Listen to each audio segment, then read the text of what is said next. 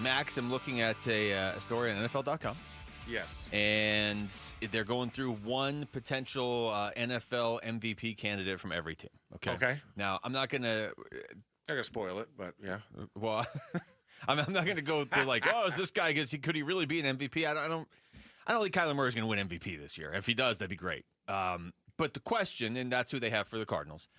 The question I have for you, because you and I haven't really got to talk about this much on the air, is as he heads into year 7 and he heads into year 3 or 2.5 or whatever people want to call it with Drew Petzing and Jonathan Gannon and just this whole new regime. What is the next step that he has to take? Because so much now the conversation is just, well, you better lead him to the playoffs. And maybe it's that simple. But when you watch him play, like, where do you think he can still evolve? I think the biggest thing is just going to be a little bit more on being conscious about the run threat, but not dependent upon the run threat. Okay.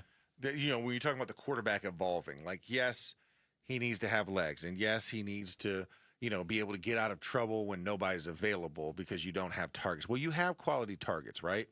You've got Zay Jones, you got Marvin Harrison, you got Trey Michael McBride. Wilson, you got Trey McBride, and then you also got Tip Ryman, right? Yeah. So, you have those pieces. And in the backfield, James Conner, right? James is a quality guy. Trey Benson probably needs to come up a couple of steps to be that true 1-2 punch.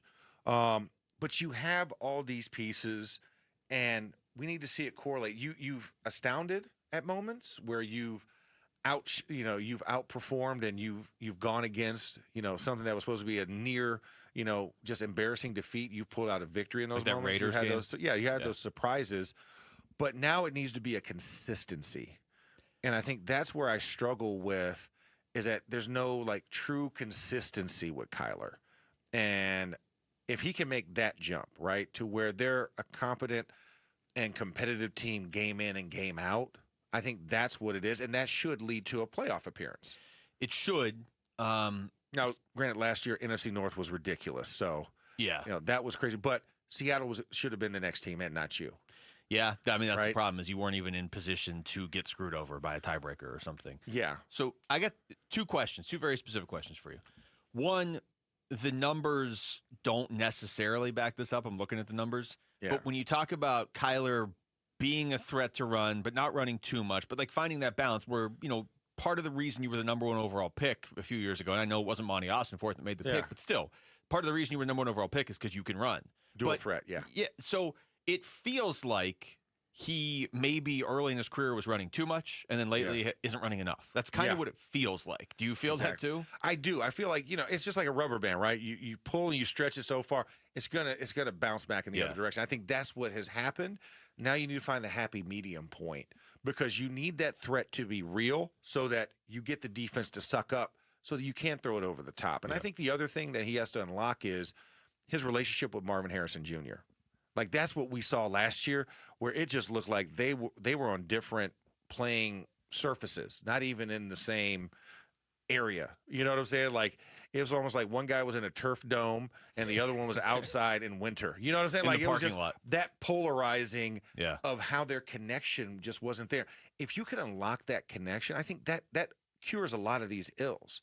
Because if you can suck a defense up and throw it over the top to Marvin, boom. Now it's like, oh, we're going to play back on Marvin. Now, boom, I can run. You need to be able to create that. They didn't really fear Marvin. No, and it's so it sounds so simple because in theory it is. Yeah. I mean, there are other teams that have a lot more complicated path to being good than the Cardinals do. Yes. A lot of other teams have a lot easier path too, but I'm saying just in terms of like the simplicity, I think you just nailed it right there. Like this is what you need to be able to do.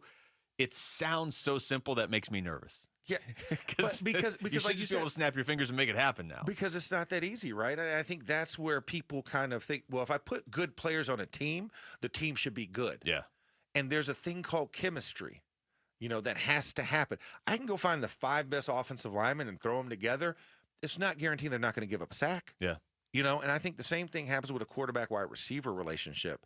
Like, you have to come to that common place where you meet guys where they're at, whether it's how their study habits are or how they work on personal communication skills, because that's the other thing, the nuance of it is you start having nonverbal communication with those guys, and you can start playing with defenses mentally, because like, hey, we're doing this, and I don't need to worry about my wide receivers going, I don't even know what this is. What are you doing? Ball snapped, and they're confused, and they run the wrong route. It's a pick six. Yeah.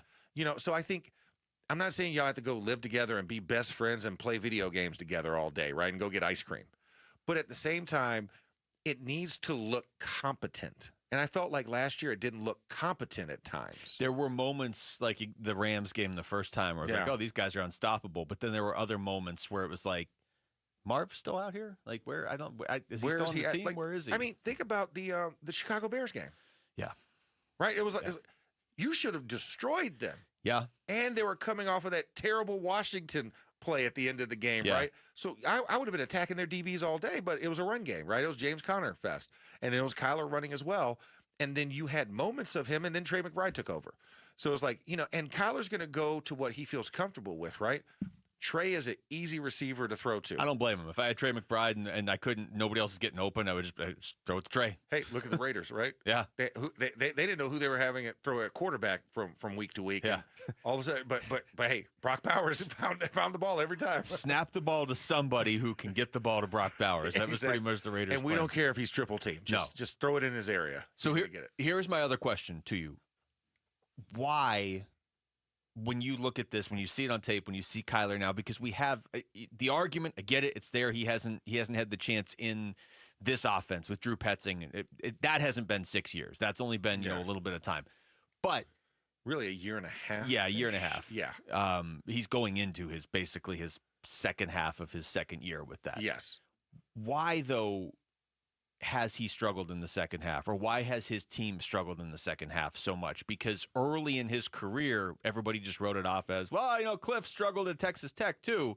And I'm sure Cliff was part of the problem as well. Yeah. But Cliff's gone, and you're struggling in the second half. And as every story that involves an Arizona sports team has to have the extra slap in the face, Cliff's new team isn't struggling in the second half. Jane Daniels and the Washington Commanders. Jesse, stop it. I see you behind the glass. Don't ever look at Jesse if you mention a team from Washington. Exactly. But I think it comes down to its maturity and nuance, right? Because in the first half, you kind of catch people off guard. But then everybody has all of that tape, and they can now plan against it. And if you don't evolve as well, and I think that was the reason why the Marvin Harrison relationship never evolved, right? Yeah. And that was a huge one. When that's your number one receiver, you need that guy to evolve with you. And since there wasn't that evolution, they had to kind of, like you said, turn back to Trey McBride, turn back to a run game primary. And then you had a lot of injuries on your offensive line. You didn't have that growth and nuance. And that's what they're going to have to get through is health and relationships to be able to contend in second halves of seasons, because you can't do the same thing week 1 and week 18. No, and that's a good point, because it almost feels like a hitter coming up in baseball. It's like a high-end prospect. Yeah. And the pitchers haven't seen him before, and he gets a ton of hits, and then the pitchers adjust. And that seems to be where every season ends for the Cardinals. Kyler comes out, the offense looks good. Okay, here we go. Not that it looked perfect last year, but it looked good. He was getting MVP buzz even at the bye week. There was a couple years ago, he was getting like heavy MVP buzz. But then in the second half, it feels like the league adjusts. That's the pitcher adjusting to the hitter. And that's kind of it. Yeah. Can't hit the sinker. He can hit the curve and the fastball, but can't hit the sinker. Figured out what he can't do. Yeah, exactly. And then you just throw it at him. Thanks for watching Wolf and Luke. Tap to see more and click the button in the middle to subscribe to Arizona Sports.